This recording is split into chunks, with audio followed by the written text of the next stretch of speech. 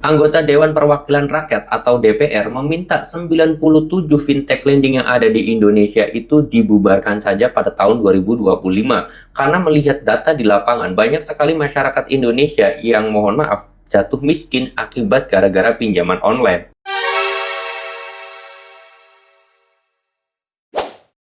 Assalamualaikum warahmatullahi wabarakatuh teman-teman semuanya. Pada kesempatan video kali ini saya ingin membahas tentang yang namanya anggota Dewan atau DPR RI itu meminta 97 fintech lending yang ada di Indonesia itu ditutup tahun 2025 karena banyak sekali masyarakat yang sudah menjadi korban, masyarakat yang susah ekonominya gara-gara masalah pinjol yang ada di Indonesia ini. Karena memang suku bunga yang begitu besar, penagihan yang begitu ekstrim, denda keterlambatan yang sangat mencekik, membuat masyarakat Indonesia kewalahan untuk membayarnya. Akhirnya masyarakat Indonesia itu melakukan gali lubang tutup lubang, tetapi gali lubang tutup lubang tersebut malah justru membuat masalah besar yang akhirnya membuat ekonomi masyarakat Indonesia itu jatuh ambruk. Dan memang realitanya seperti itu ya. Kita banyak sekali yang melakukan pinjaman online, awalnya itu karena iklan mungkin atau kebutuhan ataupun yang lainnya. Di samping kebutuhan, ngelihat iklan juga masalah pinjol. Hutang 2 juta, bayarnya cuma 2.030.000, tenornya 12 bulan. Itu iklan-iklan di pinjol semuanya seperti itu, menipu semuanya. Ketika melakukan pinjaman, nyatanya tidak seperti itu. Dan itu menjadi acuan juga, akhirnya banyak masyarakat Indonesia melakukan pinjaman. Setelah melakukan pinjaman, ternyata bunganya mencekik, tenornya sebentar, bunganya gede, denda keterlambatannya besar, penagihannya kriminal. Itu sudah luar biasa sekali. Akhirnya mereka berusaha karena nggak tahu masalah di belakang pinjol, mereka melakukan gali lubang tutup lubang.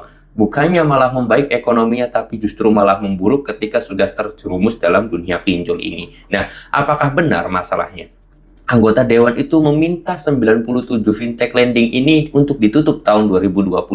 Nah, untuk masalah hal itu, atau menjawab pertanyaan itu, saya sendiri menelusuri dari banyaknya situs website. Ya dari mulai ya semuanya yang mempunyai kredibilitas ya seperti CNN, CNBC, Liputan 6, Kompas, Detik dan yang lain sebagainya. Saya sendiri belum menemukan bahwa itu adalah permintaan pasti, teman-teman. Karena memang benar adanya bahwasanya DPR itu pernah menyinggung masalah kasus pinjol, terutama masalah salah satu BUMN meminjam uang kepada pihak pinjol, kemudian bayar cicilannya itu pakai uang negara. Itu pernah disinggung oleh DPR. Tetapi kalau DPR itu meminta 97 fintech lending di Indonesia itu ditutup semuanya, belum ada ya teman-teman semuanya. Ini memang banyak berseliaran di media sosial tentang DPR itu mengusut tentang yang namanya judul dan juga pinjol. Tetapi saya sendiri belum menemukan dan juga saya sendiri tidak melihat di situs OJK terutama untuk penyelidikan lebih dalam lagi penghapusan pinjol tahun 2025 ini, teman-teman ya. Memang sih ya harapan kita dan keinginan kita adalah DPR itu mengusulkan segera pinjol di Indonesia itu dicabut aja dan sudah tidak ada lagi pinjol-pinjol di Indonesia ini.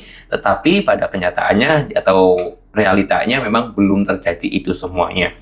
Jadi ya saya mau meluruskan akan berita-berita itu ataupun rumor-rumor yang beredar di media sosial, baik di Facebook, TikTok, Instagram, semuanya itu saya pengen luruskan teman-teman ya, biar tidak terjadi salah paham. Ya keinginan kita dan harapan kita sih pinjol dihapus gitu kan. Tetapi kalau misalkan memang belum, ya kita harus lebih berjuang ekstra lagi agar petinggi-petinggi negara melihat kasus yang terjadi di lapangan itu seperti apa masalah pinjol-pinjol ini teman-teman. Lalu kemudian juga ya harapan kita sih sebenarnya ya kalau misalkan pinjol itu nggak ditutup ya mudah-mudahan ekonomi kita lebih membaik di tahun 2025 ini, segala urusannya dimudahkan dan kita tidak lagi terlilit yang namanya hutang di pinjol ini. Cukup jadikan pelajaran bahwa pinjol memang sudah sangat meresahkan dan mohon maaf banyak sekali masyarakat Indonesia yang jatuh miskin gara-gara akibat pinjol ini. Ya kita doakan saja yang sedang terlilit pinjol, yang sudah sibuk, yang setiap harinya memikirkan masalah pinjol, terlilit hutang pinjol, depresi karena pinjol, mudah-mudahan tahun 2025 sudah tidak ada lagi hal itu. Mudah-mudahan dikasihkan rezeki yang berkah,